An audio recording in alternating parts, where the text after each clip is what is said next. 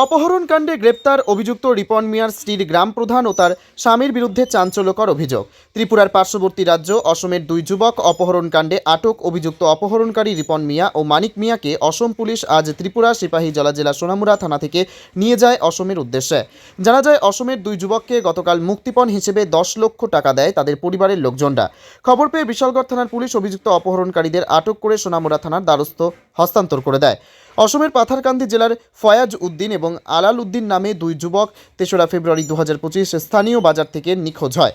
পরবর্তী সময় নিখোঁজ দুই যুবকের পরিবারের লোকজনরা পাথারকান্দি থানায় অভিযুক্ত অপহরণকারী শামীম আহমেদ, সুলতান আহমেদ, শামেদ উদ্দিন, জাকারিয়া হোসেন এবং রিজওয়াল আহমেদ 5 জনের নামে মামলা দায়ের করে।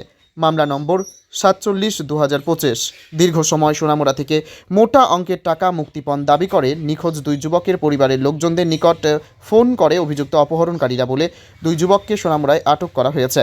বিভিন্ন সময়ে নিখোঁজ দুই যুবকের পরিবারের লোকজনদের হুমকি দিয়ে টাকাও পাঠাতে বলে অভিযুক্ত অপহরণকারীরা। অবশেষে গতকাল রাতে মুক্তিপণের টাকা নিতে গিয়ে আটক হয় অপহরণকারী দুজন অভিযুক্ত রিপন মিয়া ও মানিক মিয়া।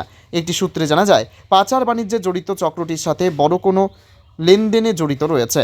এদিকে অভিযুক্ত অপহরণকারী রিপন মিয়ার স্ত্রী চাঞ্চল্যকর অভিযোগ করে বললেন, ত্রিপুরার শাসক দলীয় বিজেপি প্রধানের অ্যাকাউন্টে ঢুকে অপহরণের মুক্তিপণের টাকা ঢুকেছে। তথ্য থাকলেও পুলিশ গ্রেপ্তার করছে না গ্রাম প্রধান ও তার স্বামীকে। ইফতারের পরে আজ হাজবেন্ডের নাম কি? হাজবেন্ডের নাম হচ্ছে রিফন মিয়া। হ্যাঁ।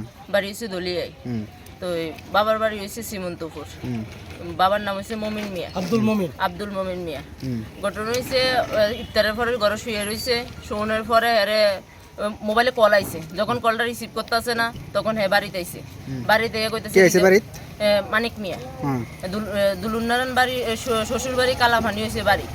তো তারপরে কইতেছে টিফে যাওয়ানোর লাগে। তো সবসময় তো টিফে যায়, আমার গাড়ি হচ্ছে কিস্তির গাড়ি, আমি ডাউন মানি দিয়ে গাড়ি লইছি, হ্যাঁ সবসময় টিফে যায়।